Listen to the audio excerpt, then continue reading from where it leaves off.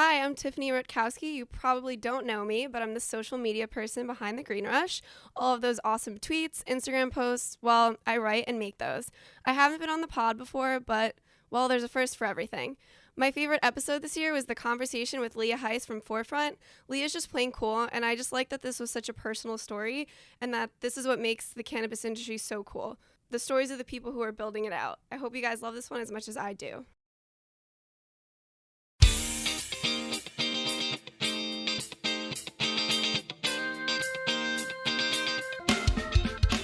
Welcome to The Green Rush, a podcast about the business of cannabis. On a weekly basis, me, Louis Goldberg, and Ann Donohoe, my little jar of joy, talk with the CEOs, politicians, and cultural icons driving the cannabis industry forward.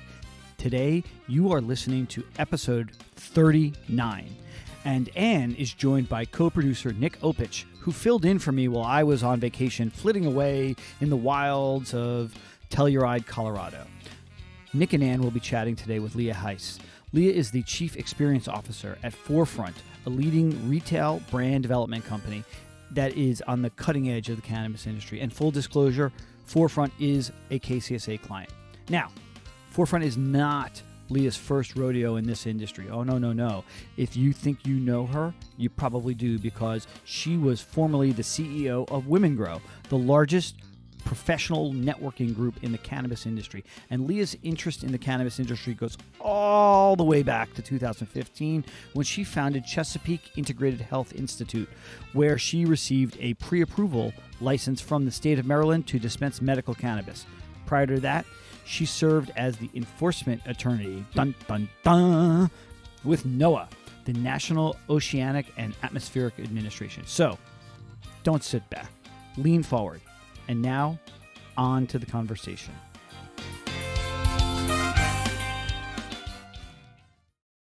So welcome to the Green Rush, Leah. Let's jump right in. Before we talk about your current role, let's go back in time a bit, if you don't mind. You had a whole career before you got into cannabis. Can you give our listeners kind of a roadmap of your cannabis career and how you got to be here? Sure. Before cannabis or after? Let's do before cannabis. I'm always interested in the quote unquote real job into the fun job. How did that happen?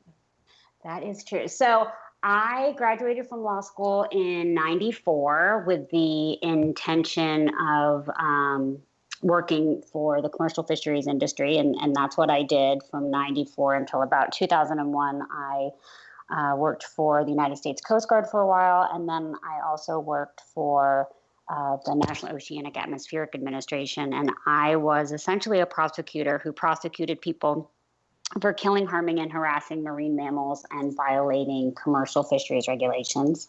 My territory was the entire United States, anywhere from 3 miles to 200 miles out, all over the entire coast. And I did a lot of regulatory drafting and meeting with different fishery management councils and figuring out resolutions and doing a lot of compliance type stuff in addition to prosecuting.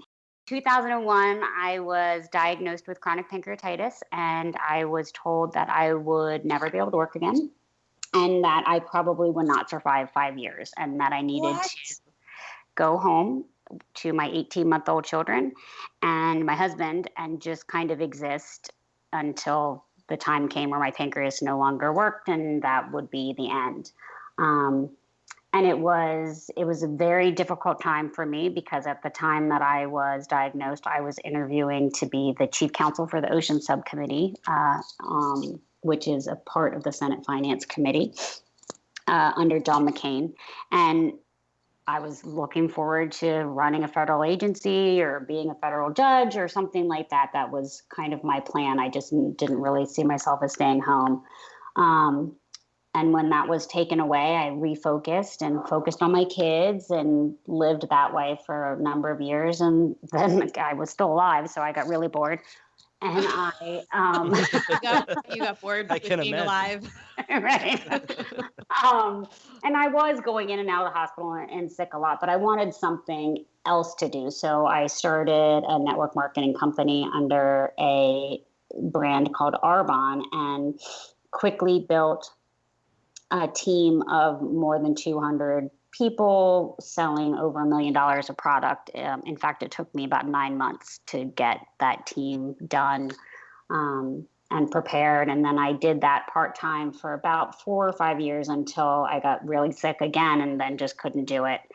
And just thought I was never going to be able to work again. And then in 2013, my pancreas doctor found out that my pancreas was damaged because of a birth defect that they could fix surgically. And because I had been on methadone since 2001, since there's no cure for pancreatitis, it's all opiate treatment, that's it, and starvation, he suggested that I explore cannabis to get off. Really? Mm-hmm. In what state was this? Maryland, and it was not legal yet. So it had. Won't use his name or her name. It was. I mean, he is a doc. He's a Johns Hopkins doc, and he was from another country. I guess maybe they were a little bit more advanced holistically in terms of treatments of things. So he suggested that I look at cannabis and that I look at it both for pain control and for reduction of the inflammation inside of my pancreas. And I thought he was a crazy person because I was never a big cannabis user, totally bought into that whole war on drugs thing. But I started to do a ton of research, and it was intriguing to me, not only what it could do for my own condition, how it could get me off opiates, but also just what it could do for other people, from everything from just general stress relief instead of having a glass of wine, or in addition to having a glass of wine, to outright curing potential cancers and things like that, or at least anecdotally curing some of those cancers. So I decided that I was going to have a major surgery, which was akin to a Whipple, with my pancreas, where they chopped it up and did a bunch of stuff with my small intestines. And then I was going to go back to work. And that's what I did. I had the surgery. I started using cannabis as my primary means of medication. And in the 4 years that I have been on cannabis, I have only been hospitalized with pancreatitis once. Wow. And are you off of all of the other opiates? I mean, they perform an important function too. It's just, is it something that you're able to get yourself totally off of? They do. And that's our hope.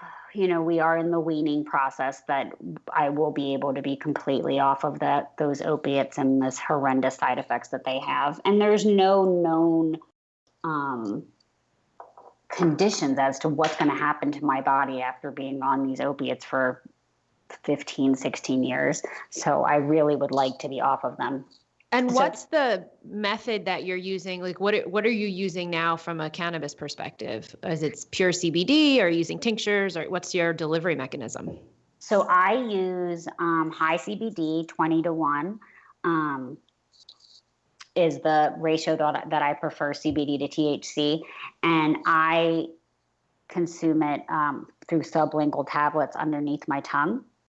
So is that how you would recommend, like, people that are first getting into cannabis to try it out as like kind of a medication, go with the tablet stuff? Or would you suggest maybe some other kind of method or to consume it? I think it depends on what your experience level is with cannabis. I think if you have smoked it in the past and that's an appropriate delivery mechanism for you, that smoking is perfectly appropriate, or vaping. For me, if smoking will immediately inflame my pancreas, regardless of what it is, cigarettes or cannabis. And sativas are also particularly in that engaging to my digestive system. So I cannot be on a sativa heavy product. So when I think about people in terms of the delivery mechanisms, it's very personal. It's a personal decision. For me, eating it is the best way to do it. And I think some particular conditions require you to do it certain ways. But I think that if you can smoke it, that is an easy way to dose it. So can you talk about how this kind of, so this was happening personally in your life, affecting your health. How did you transition from that into a career in cannabis? So when I was looking into it in terms of my health, and my doctor was telling me that the surgery that they were going to do was actually going to cure me and I was going to be able to go back to work, I thought, wow, I'm a regulatory compliance attorney by trade. Yeah. This industry obviously needs lots of regulatory compliance. I'm fascinated by it. I'm just going to dive in and become part of this industry and start counseling people on how to apply in Maryland, because that happened right at the same time. Like all of the universal stars or whatever seemed to line up time-wise with what was happening. My doctor told me that I should use cannabis. It passed in Maryland. People were starting to apply and asking about business structures and all kinds of things that I could counsel people on. And so I set up a law firm, or no, we already had a law firm, but I set up a piece of the practice to do that little piece. And that's what we started to do. And then I put a team together to apply for a grow, process, and dispense, and was lucky enough to have Forefront as my consultants on that, and built a great relationship with them doing our application process.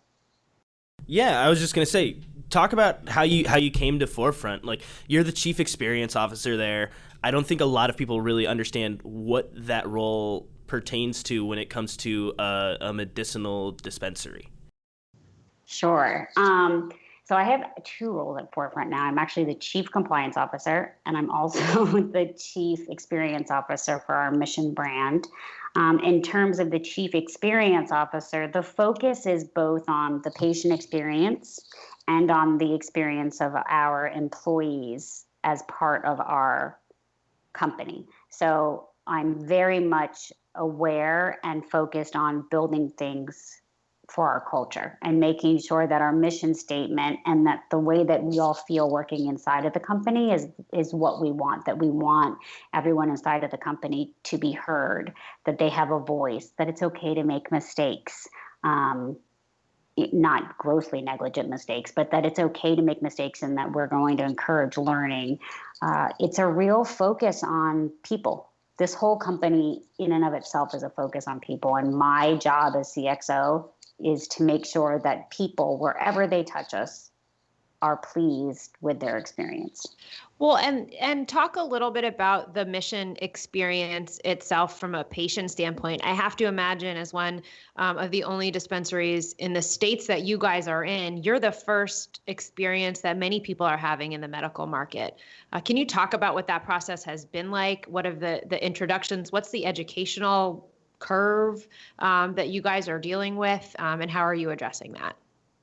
So it's interesting. So from a patient standpoint, we've been finding that the patients are actually very savvy. They've done their research for the most part. They've done their research. They understand the plant. They understand endocannabinoid system. They understand terpenes and what that can do when combined with THC profiles and things like that for their particular condition. And they are the experts on themselves. And that's one of the things that we do recommend to all patients, because your endocannabinoid system is going to interact differently than mine, for example, because of my specific conditions to the plant. So we ask all patients to become very aware and educate themselves, with our help, on dosing protocols and whether or not a particular strain is effective for them. And just like regular medicine, it's trial and error. Not every strain that cures Crohn's disease or assists with Crohn's disease is going to guaranteed work for every single person. It's different. So we take a very individualized approach to both education and to dosing. Do people come in, and just a quick reminder to disclose that Forefront is a client, and we've interviewed Chris Crane in the past here, but who's awesome. Are people coming in kind of saying, I've never tried it before? They come armed with all this research and they're looking for you, like, so do I get a joint? Do I get a tincture? Do I get an edible? Is that is that how armed they come with to you? That is not English, but you know what I'm saying. I know what you're saying. So it's a whole panoply of people. we find that about 70% of the people know exactly what they want. They know what strain works for them, or they've experienced a strain on the black market or something, and they know what they are looking for their particular conditions. But I imagine that's going to have to change. Like you guys, one of the Mission dispensaries is located in the south side of Chicago, and Illinois recently just passed that bill that's going to allow people that have been prescribed opioids to be able to go and get medical cannabis as an alternative. I imagine that's going to open up you guys to a bunch of people that don't have all that information. How are you preparing for those customers? And we are very open to people that don't know how to use it. They are any customer that has never used the product before or has no understanding of the product would sit down with, have an initial patient intake, talk about their particular conditions, what their experience with cannabis is, try to ascertain what their cannabis IQ is, how well they understand the way the plant works, and really get them educated on how it can help them, and then work with them through their particular conditions. So you've talked before about the language used around cannabis. You're very precise in your language, preferring cannabis to other terms, pot, weed, whatever, which we agree with. Do you see that tide turning, or do you think, can you see that work is actually working in professionalizing the industry, or are you finding that we still have a lot of public education to do? Because I personally find that if I say cannabis in a state like New Jersey, where it's not recreational, it's in the news, but it's all marijuana, and that cannabis isn't necessarily a well-known term there. Are you finding that in some of the states that you're working in? Yeah. So I think it depends on how the state regulators pass the law, or even how the state regulators start talking about whatever law they're going to pass. So in Maryland, for example, they were always very particular that the term cannabis be used because it's a plant name. They want it to be professional. The state doesn't want it to have any kind of negative connotations. So they initially passed the law and created a medical marijuana law with a medical marijuana commission. And they actually changed the name of the commission and changed the name of the law specifically because they wanted it to go to more of this cannabis idea. What we find is we have to be interchangeable in the way that we use our terminology.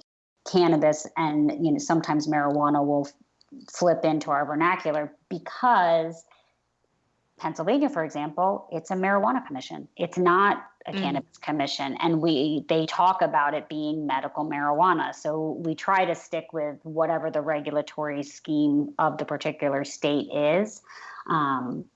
But we do shy away from other types of stigmatized words like weed, green crack, devil's lettuce, like the 8 million they come from. So I want to kind of shift the conversation a little bit because we're bringing up a lot of states that aren't regularly, I think, talked about when it comes to cannabis, like Illinois, Maryland, and Pennsylvania. And Forefront operates in those areas. So can you talk about the approach of why Forefront has looked at these more limited licenses states versus the land grabs that are happening out in California and Colorado? Sure. Forefront is very committed to the medical aspect of it, and even operating in a recreational state, because we're also in Massachusetts, so a state that's going to be recreational. Our focus and the way that we look at cannabis as a plant and a treatment for people is from a wellness base. Whether you're using it as a stress reliever or whether you're using it to reduce your arthritis pain or treat some other type of inflammation in your system, we've focused on that medical route. And so that brings us primarily to the East Coast, where it's kind of the fastest growing medical market right now, or all the East Coast states. So we'll get a little personal here, although we've already talked about your pancreas and I don't know how much more personal we can get, but you're a mom, right? You mentioned your kiddos. Yeah. How do you talk to them about what you do? I mean, they're teenagers now, right? Yep, they're 19. I am very open with them. I have always been very open with them about anything that I did, or even being on methadone and things like that from them being an early age. We've always been very honest with them about everything that I've gone through and medical things. But I do see other parents struggle with telling their kids that they're in the industry. They might say, oh, my mom makes medicine, or my dad works for a company that makes medicine. And I think that's okay, especially for younger children that don't really understand that's the social dynamic of it. And I also think that for parents, it's a very individualized choice. There's no right or wrong way to parent a child. Barring that you're beating them or starving them in a closet or something awful. But, I am not going to pass judgment on somebody who works in the cannabis industry and does not tell their children that they are in the cannabis industry, or tells their children not to tell other people, because there is still a stigma around this. And there are still parents that I know of that have told their children about what they do, whose friends will then not let them come over and play at their house. Wow. So, it's unfortunate. Yeah, definitely. I would hate that if that was ever my situation. But so your kids they're 19, they're getting ready to go to college or in college. Beyond that, would you ever encourage them to look at the cannabis industry as a place of potential employment following their studies? Family business. Yep. So my one daughter, Sydney, I have twins. She is the head of SSDP at the University of Maryland. No way. Oh, that's awesome. Make Chris happy. Yeah. Made Chris very happy. And she is interning with Forefront for the summer, and she's planning on going to law school after she graduates. She'll graduate. She graduates in 2019 because she graduated from high school with an AA. So she'll graduate from college after 2 years. Oh, slacker. I know, she's a real slacker. And then she'll go to law school. And my guess is she'll end up doing some type of drug policy work. My other daughter loves cannabis. They're both patients. You can be a patient in the state of Maryland if you're 18 not that I wouldn't have given parental consent anyways, but they're both medical patients. And I don't know if she'll do drug policy. She finds it fascinating, but she is leaning towards being a teacher, which is a great job as well. So that's great, by the way. Both are great. And if any of them are looking to get into PR, you have a contact. Oh, and we're always looking for interns. Yes, we need more interns. So earlier in the conversation, we looked into the past, and now we want to talk to you about the future. If you were to look into your crystal ball, what do you think the country looks like if cannabis is rescheduled? I think we're in a very funky political period right now, and literally anything could happen. What does legalization or rescheduling look like for your business? And real quick before you answer, how long until you think cannabis becomes federally legalized? We should have a section where we just take bets from all I know, our guests, right? and see who's right. So my guess in terms of when it will become legalized, I think it's going to happen within the next couple of years. Will it happen under the Trump administration? I don't know. It could, but I don't know. I think the next administration that comes in will absolutely do it. If it doesn't happen, Republican or Democrat, you think? I think it doesn't matter. Yeah, I don't. Yeah. I don't think it matters. I think whatever the next administration is, if Trump administration doesn't do it, which I still think is a potentiality, I think we'll get some type of federal legalization. Right now, I'd be happy if they could just ease up on the banks and the tax restrictions. Mm-hmm. And from a rescheduling standpoint, I don't want them to reschedule it. I want it descheduled. So how does descheduling, federal legalization, how does that affect your business, Mission and Forefront? So if they descheduled it, if the federal government descheduled it, then we would be able to sell products across state lines. depending on what type of regulatory scheme they put in. Of course, they'd put in some type of regulatory scheme, but we would be able to build a much more consistent brand, and it would be certainly much easier from a compliance standpoint. And we would have access to tax relief, and we would have access to banks. It would just free up a lot of the little headaches that we have. And it would create the ability for the cannabis industry as a whole to actually have national standards in terms of lab testing and product, and even best practices for how you sell in a store, how you manufacture or extract. I think it would clear up a lot of gray areas. Rescheduling would put us into a position where we would probably need to have pharmacists in every store.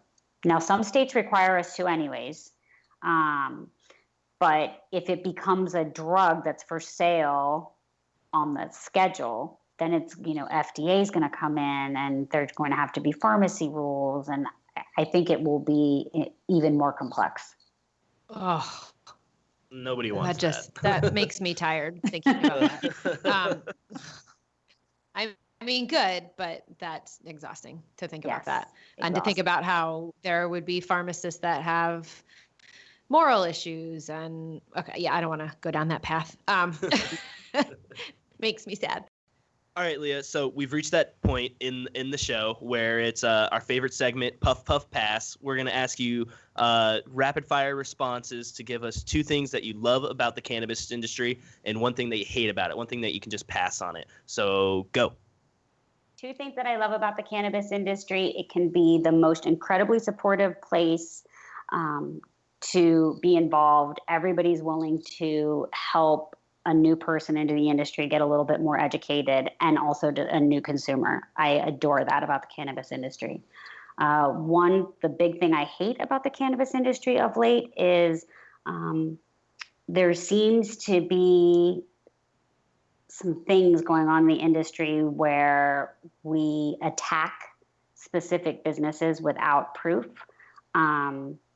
And I'm not saying that specific businesses aren't doing certain things they're being alleged of doing, but as an attorney, I miss the due process, and I don't really like the trial by fire. And what I'm seeing happen is a lot of cannabis industry people's careers being ruined completely by social media. Yeah, we live in the age of Twitter. Yeah. And it's not, some of the things that people say aren't necessarily true, but it doesn't even matter. And I think that I would like the cannabis industry as a whole to be better than that. Yeah, I think we can. But would you not agree that we're held to a higher standard?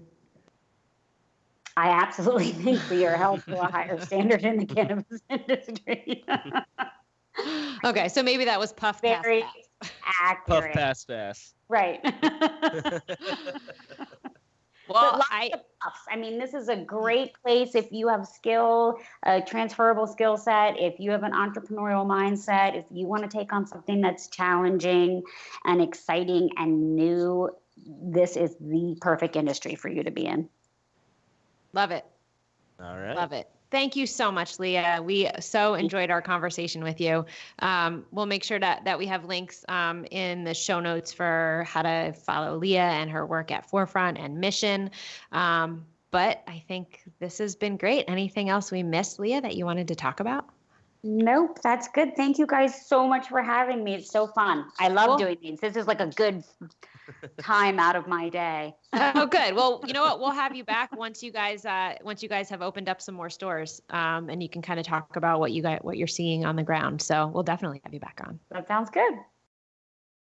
Thanks again to our guest, Leah Heise, the CXO, that's the Chief Experience Officer of Forefront. And Chief Compliance. And Chief Compliance Officer. Thanks. Follow the good work that she and her team at Forefront are doing on Twitter at Forefront Ventures. And their website is forefrontadvisor.com. And that's the number 4, not the letters 4. Really, Anne? That's how we're talking about it? Yep, number 4. And then also check out missioncan.com. That's mission, MISSIONCAN.com.